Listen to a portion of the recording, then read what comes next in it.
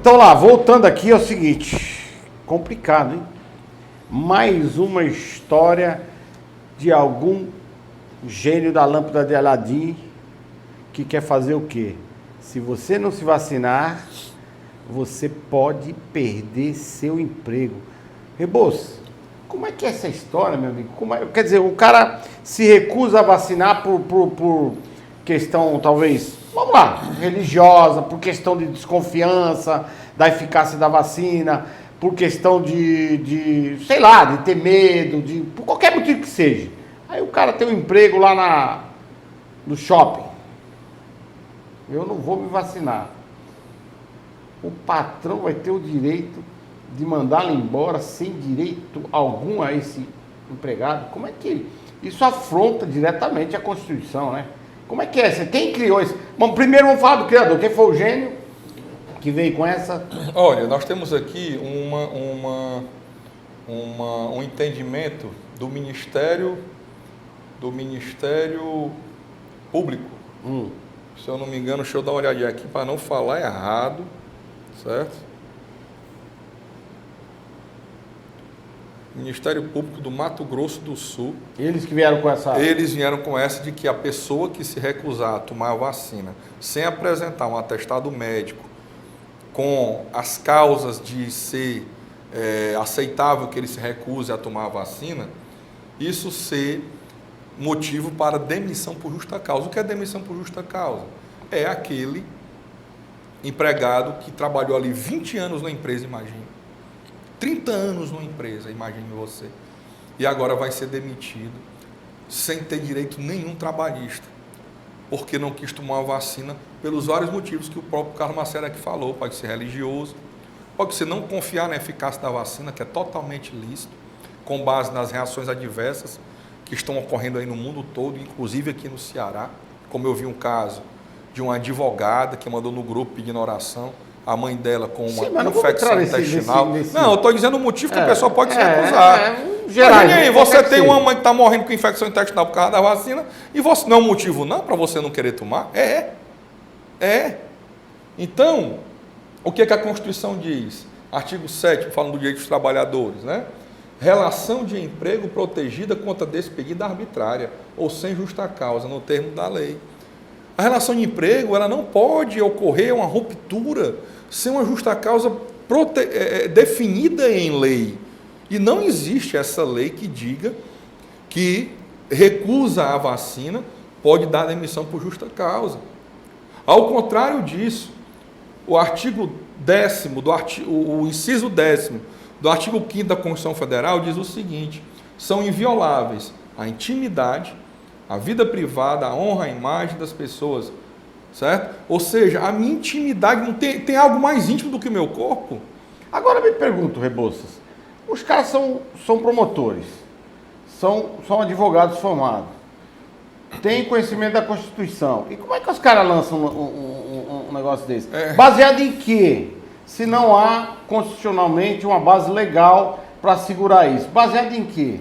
Eu vejo o seguinte, Marcelo. Estão querendo link? Não, Marcelo, tudo é interesse político, cara. Meu irmão. Ó, entenda, até um Ministério Público... Mas isso não vai... Quem indica... Você concorda que isso no Supremo não vai passar nunca? Pois é, passou.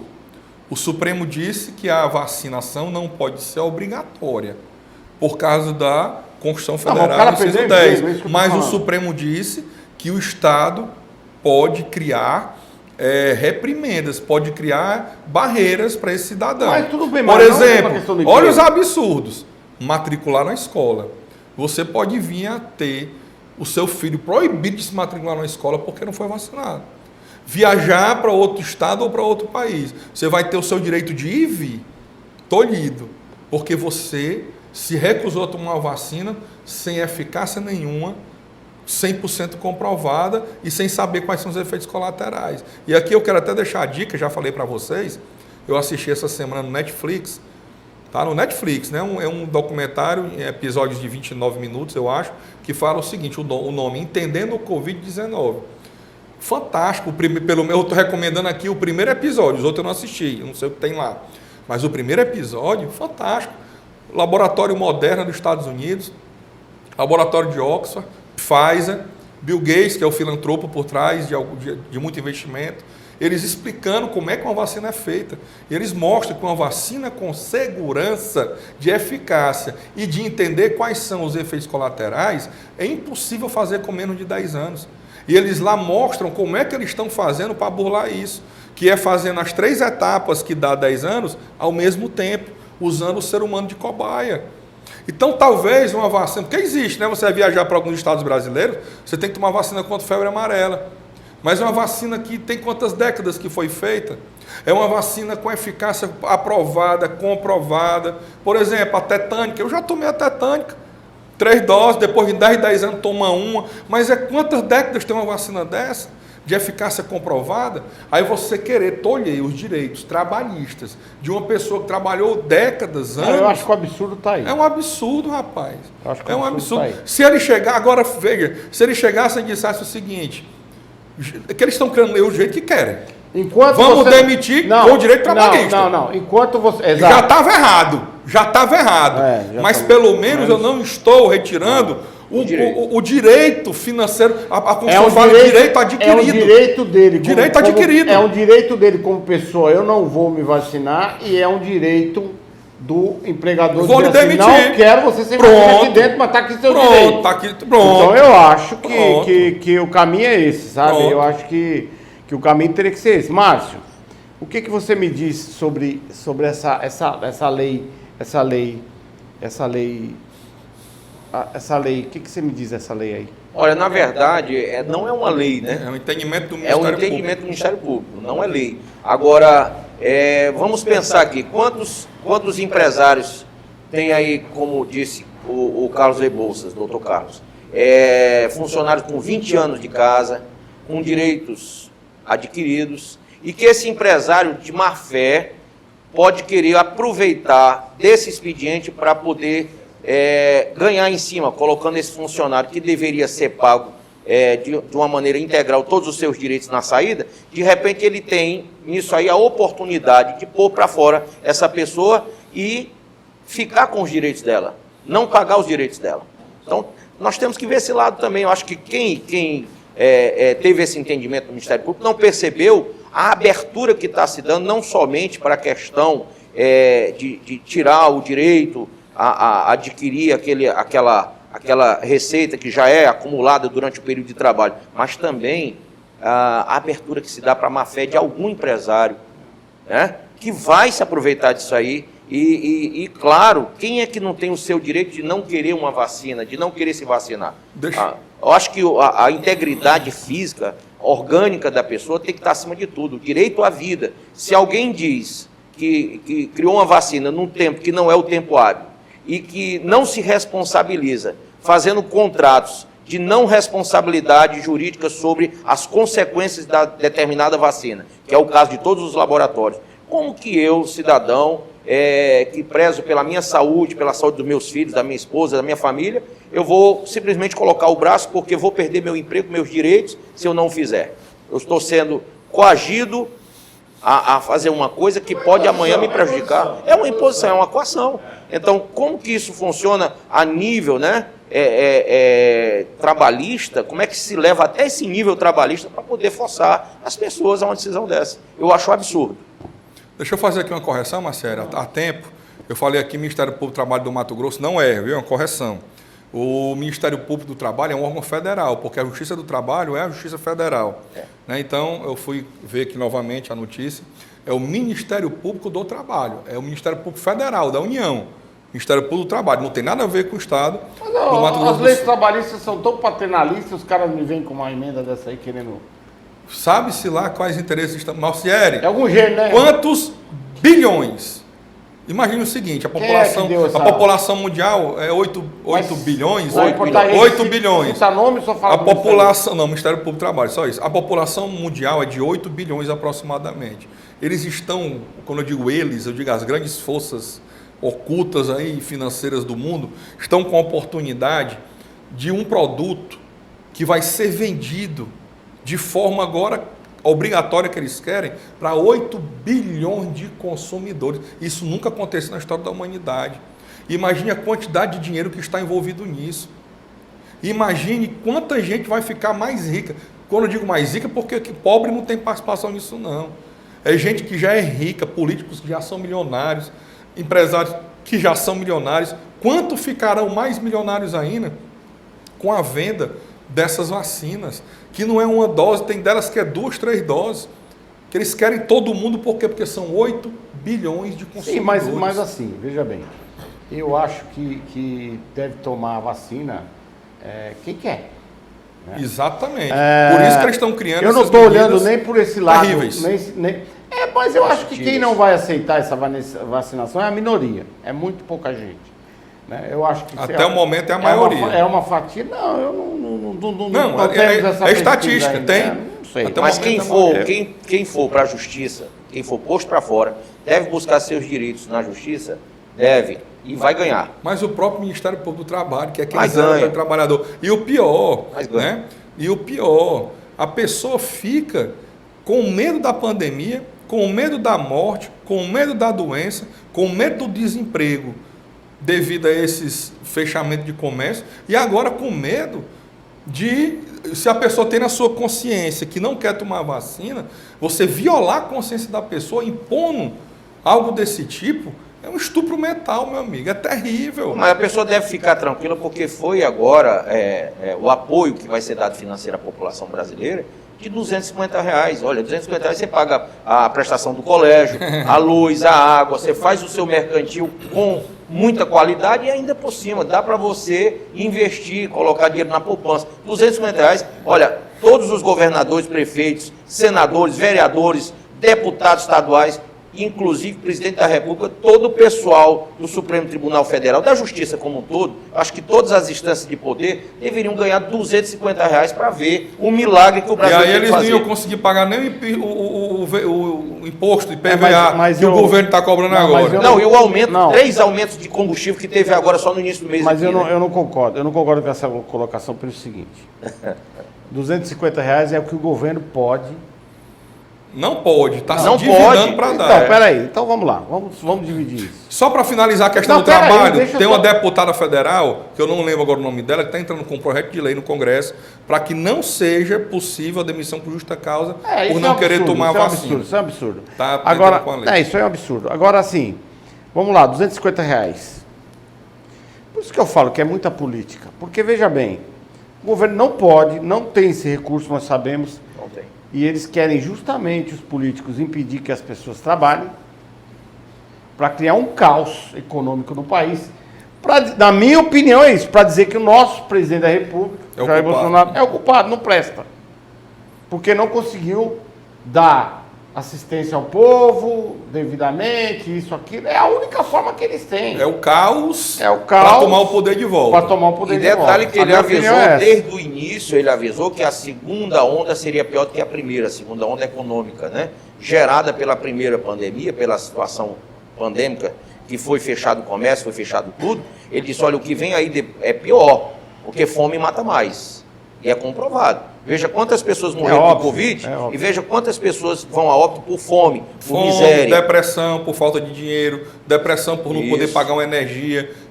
Quantas pessoas não estão nos assistindo agora porque estão sem energia em casa? Não, gente de classe média. E aumentando, a conta de energia aumentando. A gasolina. Não, 5 Agora, Bolsonaro lançou o desafio, né? 2 governadores já aceitaram. Bolsonaro disse, se vocês... eu abasteci R$100 um dia desse, que é um número exato, para ver o valor de imposto.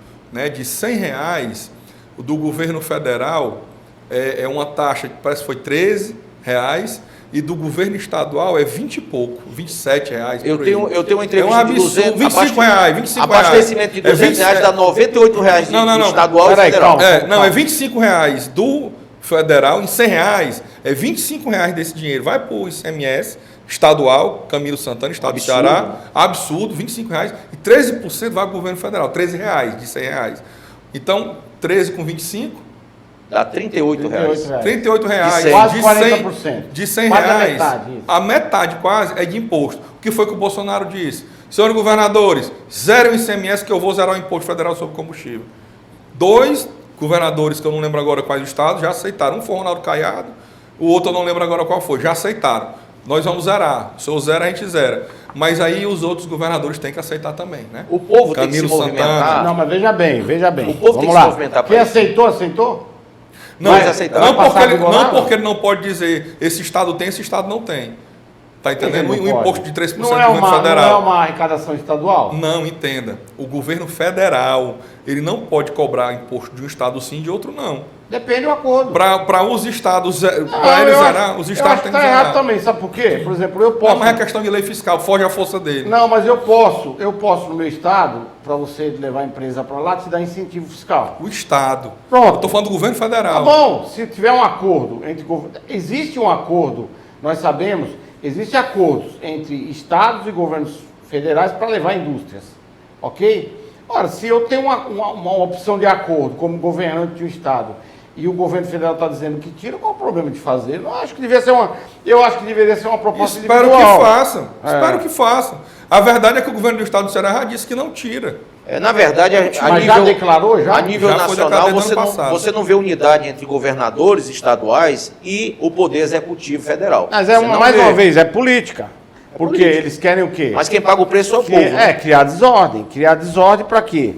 Para que eles tirem o governo Os na mão do mesmos Bolsonaro. caras que Estão de estão olho em combatendo, 2022. os mesmos caras que estão combatendo a pandemia de forma totalmente errada, como essas barreiras aí, esses decretos de carnaval aí, porque o STF deu poder aos estados e municípios e retirou esse poder do governo federal, o governo federal só faz bancar. Os mesmos caras que fazem as medidas erradas e aí geram caos, eles vêm para a televisão gritar Bolsonaro genocida, Bolsonaro criminoso, impeachment do Bolsonaro, ou seja, uma estratégia perversa. Por quê? Porque a vítima é o povo. Interessante, a mesma coisa falaram do Donald Trump.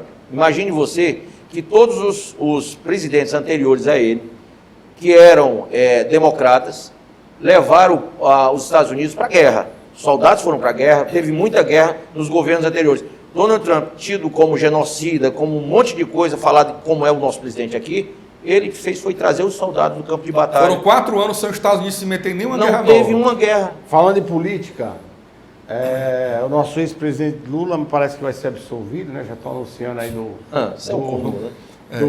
Como é que está essa história Isso, aí? isso eu tenho uma E ele parece que vai ser candidato agora em Não, 2022. não, isso aí eu acho muito difícil.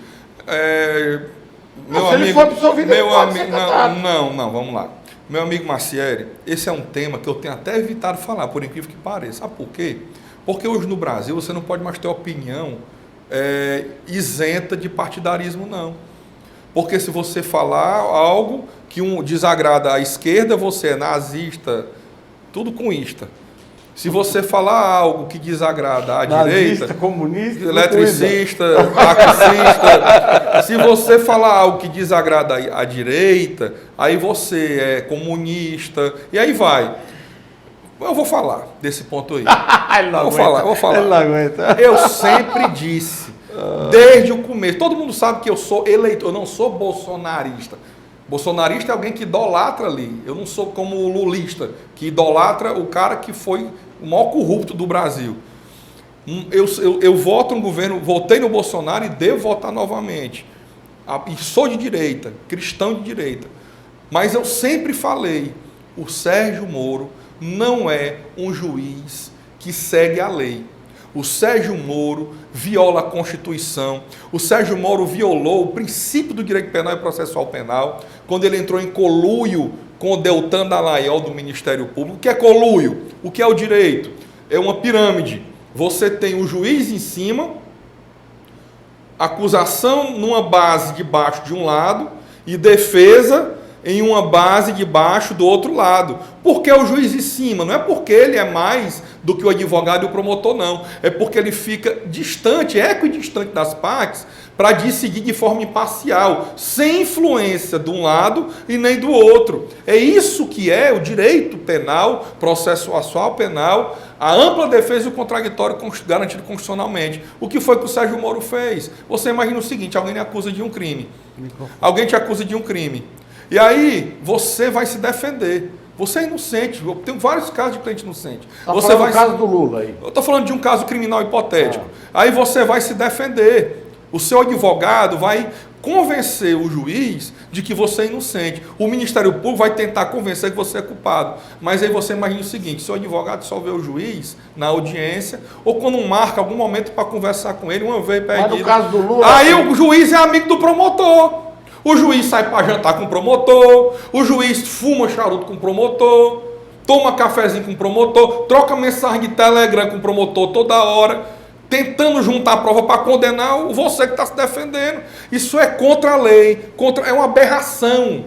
Mas no caso do Lula, foi o que aconteceu no caso do Lula? Sim, foi o que Sérgio Moro e Deltan Dallagnol fizeram no processo do Lula. E eu sempre disse, está errado. O que não era necessário. O que não era necessário. Sérgio Moro, ele é um violador de prerrogativo da advocacia. Ele não era jamais para ter recebido uma carteira de OAB de forma espontânea da OAB. Ele era para ter feito igual o ministro Joaquim Barbosa, que para conseguir uma carteira da OAB teve que entrar na justiça, porque era violador de prerrogativo do advogado. Aí depois sai do magistério da justiça e quer ser advogado. Então, Sérgio Moro, eu sempre falei, veja meus twitters, veja meus vídeos no YouTube antigos, eu sempre falei, Sérgio Moro está conduzindo esse processo para condenar o Lula de uma forma que não precisaria, de uma forma ilegal, e que lá na frente vai ser tudo desmanchado pelo STF, porque é ilegal, é inconstitucional. Infelizmente é isso. Olha, essa opinião do Rebouças é o seguinte, é uma opinião muito particular, porque o Rebouças é contra totalmente o Lula. Eu sou anti-esquerda, anti-Lula. Inclusive, ele já declarou várias vezes aqui no programa que um homem como o Lula jamais poderia participar novamente da política no Brasil. Né? Então, veja bem, é uma opinião muito pessoal dele. Opinião jurídica. Exclusivamente jurídica. Tem que ser respeitado. Agora, Lula volta ou não em 2022? Pronto. Ainda que absolvam ele, eu não acredito que devolvam os direitos políticos. Aí o Marcelo falou uma coisa que é certa. Mas como é que absolve e não devolve o direito? É porque no Brasil estão criando leis ao bel prazer o judiciário. A Dilma, ela foi impeachmentada, ela saiu da presidência da República por um impeachment, mas não teve o direito político cassado. Foi candidata a senadora de um estado que eu não lembro agora qual foi. O povo foi que disse, não, vá para casa. É estranho, né? Você vê o Trump sendo impeachmentado depois de ter saído do poder. Foi absolvido. Foi, mas tentaram impeachment. Mas o Márcio tem razão. Por isso que eu falo, a sociedade... Mas ali é porque o processo de impeachment ali era para caçar o direito político dele. Mas ele ganhou. Mas é estranho, porque isso nunca aconteceu antes. O Collor, quando ele foi ser impeachmentado, mas o Brasil, não é para amadores, como se diz. A lei, ela é manipulada pelo Congresso, pela Justiça. O Collor, quando foi impeachmentado, foi o que ele fez. Ele não foi impeachmentado, o Collor. Ele renunciou antes. Se ele renunciou, acabou. Eu vou impeachmentar alguém que não tem cargo? Acabou. Mas colocaram o processo de impeachment para frente, impeachmentaram o cara para poder tirar o direito político deles. Na época, eu acho que foi uma Elba, né? Por causa do Fiat Elba. Fiat Elba. Absurdo. Rapaz, Courrier, Fiat Elba, só... Agora imagine você se fosse um Petrolão, se fosse um Covidão, se fosse essa coisa toda aí, decisão tudo isso. Se a justiça brasileira funcionar, se o Ministério Público agir de forma séria, em pouco tempo, eu acho que 1 ano, 2 anos, porque isso para a justiça brasileira é pouco tempo, porque é morosa. Nós vamos ter muitos que estão no poder hoje na cadeia, porque o que estão fazendo com esse coronavírus, com essas solicitações, com o dinheiro público, isso é algo extremamente sério. Como é que está o processo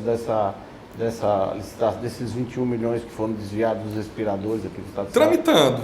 Não tem está tramitando, não tem uma instrução criminal instaurada, não tem réus ainda em processo. Inclusive a tentativa de um inquérito, ela não se efetivou, porque só 8 vereadores votaram a favor. Não, você está falando aí do inquérito você está falando aí do comissão, da CPI. O inquérito parlamentar. Não, estou dizendo só 8 aprovaram. Estou dizendo na polícia, nós só temos um inquérito policial por enquanto. Você não tem uma denúncia com réus, você não tem ainda. Agora, Rebouças, a gente fala de polícia, de réus, enfim. Polícia também não é muitas vezes arbitrária nas colocações? Sim. Na formação do inquérito, das investigações, você não acha muita falha? Porque é o seguinte, o que está acontecendo no estado do Ceará também tem umas coisas muito estranhas. Me relataram essa semana o seguinte, foi preso um cidadão aí, porque alguém falou dele. Alguém falou dele no WhatsApp, presta atenção, olha o que aconteceu. Alguém falou, eu falei com o Márcio sobre a sua pessoa no WhatsApp, dizendo que você fazia parte, e o cidadão foi detido na rua, preso, em flagrante por participação de quadrilha. Como que crime flagrante é isso? Não existe. É arbitrariedade policial. E aí você pega, por exemplo, que qualquer pessoa... Mas peraí, o cara foi para audiência de custódia, que eu já estou sabendo que ele foi para audiência de custódia, e a juíza não soltou o cara. O judiciário cearense está com um problema de frouxidão nas decisões. É a coisa mais rara do mundo você ver uma liminar soltando alguém.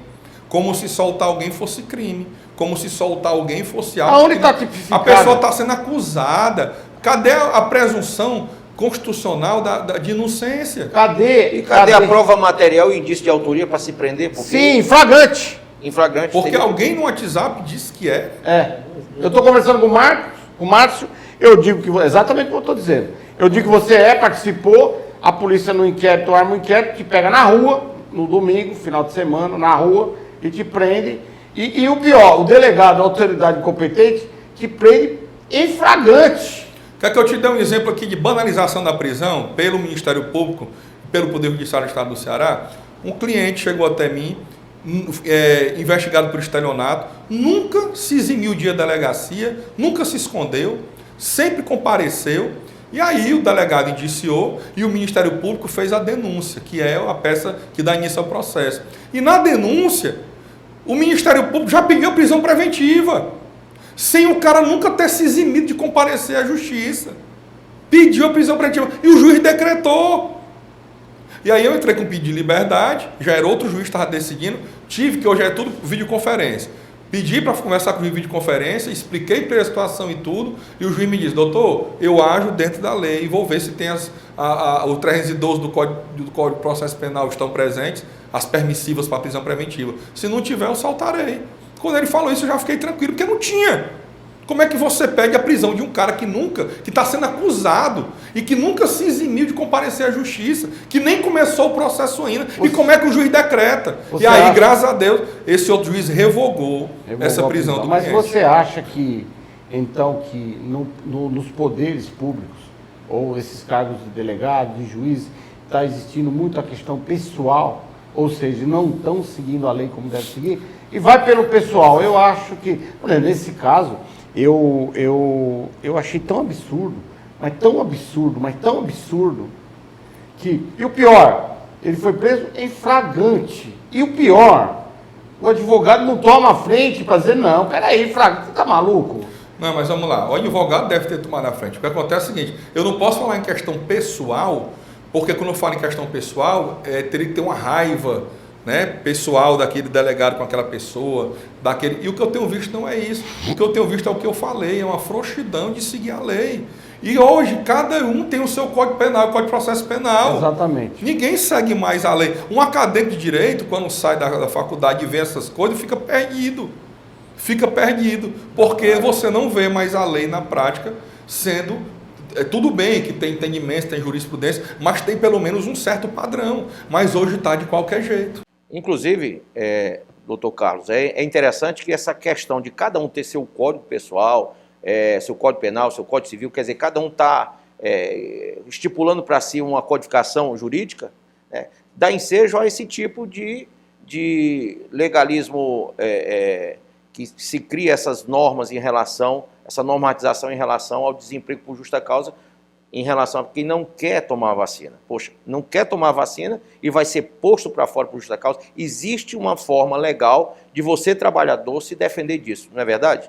Então é isso, pessoal. Nós vamos encerrando aqui o programa Acerto de Contas dessa semana. Então aí, novo semi-lockdown, surgiram aí, fiquem ligados aí, manifestem as suas vontades, não deixem de ir na praia não, fiquem em casa se puderem, mas... ninguém é prisioneiro de ninguém. Outra coisa, de olho, arrumou namorada? Contrato. Namorada nova, contrato. Viu? Oh, eles querem que vocês casem. Eu não acho que ninguém deve casar, né? Mas tudo bem. Então é isso aí. Mais uma vez, suas considerações, Márcio? Depois do Muito bem. Rebouças. Eu quero mandar um abraço aqui a todos os nossos telespectadores, particularmente a todo o povo da Assembleia de Deus Cristo Salva, nossa igreja, a qual eu pertenço, e deixar aqui o meu AD Cristo Salva Facebook, YouTube, para você nos acessar lá. Bom, eu quero aqui desejar para você uma excelente terça-feira de carnaval, o primeiro da história do Brasil sem carnaval, sem transmissão de doença sexualmente transmissível, aliás, bem diminuído, diminuição de acidentes fatais, diminuição de assalto, de assassinato, de tudo, porque não houve essa festança aí que havia todo ano. Então, se quiser mais informações, mais minha opinião, como eu sempre digo, se você é de esquerda, nem entra, vai ter só raiva. Mas se você é cristão, direito, conservador, o Instagram é carlosreboucas.advogado cristão. E agradecer também ao nosso público do YouTube, quase 500 mil seguidores que nos acompanham no YouTube. A vocês aí de casa, uma ótima semana e se cuidem. Se cuidem. Fiquem bem.